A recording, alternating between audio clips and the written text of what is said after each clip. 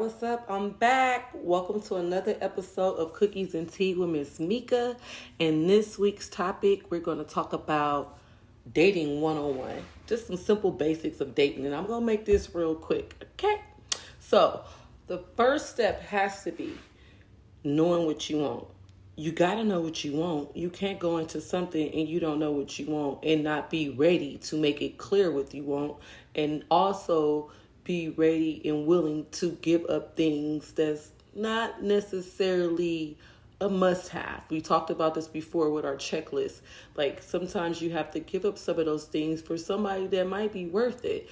But you have to go into this dating situation knowing already what you want and what you're willing to give up. That's step one. You also have to know what you're willing to give because we can't always just worry about what we're getting. We have to give too. So you have to know what you're willing to give. So when that person tells you what they want, you already know what you're willing to give. So dating 101. And let's just scratch that strict ass list because, I mean, at the end of the day, you don't want to block your blessings. Like we did this checklist thing before. You don't want to block your blessings with a checklist. So if it's too strict, just really think about it. Some of the things that's on your list. Can you match up to everything that you asked it for? If you could, then shit, don't scratch it. Keep it. Hey, don't settle for less. I'm just saying. But some people asking for things they can't provide.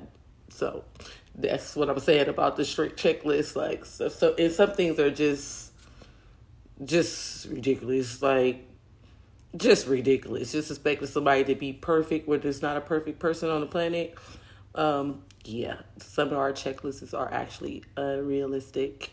And I happen to be one of those people, but I revise mine. Make sure you always looking your best, acting your best, at your best. I mean, don't be somebody that you are not, but you definitely want to be at your best. First impressions are everything. Maybe this is not exactly the first time y'all met, but this is the first time if y'all tried dating. So you want to be at your best, and I want somebody to show me that they're giving me their best, and I'm going to give them mine.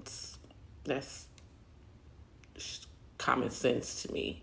Look your best, act your best. Don't show up to the restaurant late. That's rude for one. And some people take it as a game. Like, just be on time, be respectful of other people's time. We've also talked about this before. And that's just not on the date, but that's throughout the whole dating experience. Respect other people's time. Be aware of your body language. Body language means a lot. I read other people's body language, and so and then I do a lot with my hands, and you got to be, if you don't want to feel too standoffish or whatever. A lot of times what I'm thinking is on my face. I don't have to say it. Just read their body language and be aware that they're probably reading yours too. So, be careful how you move and act. It might be taken the wrong way, so body language is important. Be brave, be bold, because you're about to tell this person, like I said, the first rule number one, exactly what you want. So you got to be ready for that. And you also got to be ready for rejection or to not actually fit into that person. You might be crazy about this person and just want it to work so bad, but it just doesn't work. But you got to be ready for the rejection, okay? That goes for male and females. Be bold. Exchanging social media information once you've met and started dating, if you haven't already had their social media information. To me, I say that's a bad thing. Also, I be wanting the information so that I can go do all my spying and detecting, but that's a bad thing. Because that person, who they are on social media or who they was a month ago when this post is, or even who they was a day ago, might have changed from the moment they met you. So we don't want social media to determine who this person really is, because it's not, you could find some things, but it's not always correct. And don't social media stalk people. Like, watching what I'm doing. I'm not answering the phone, so you watching what I'm doing. I've been a victim and also been the one on the other end of that before. Don't do it. Don't talk about your ex.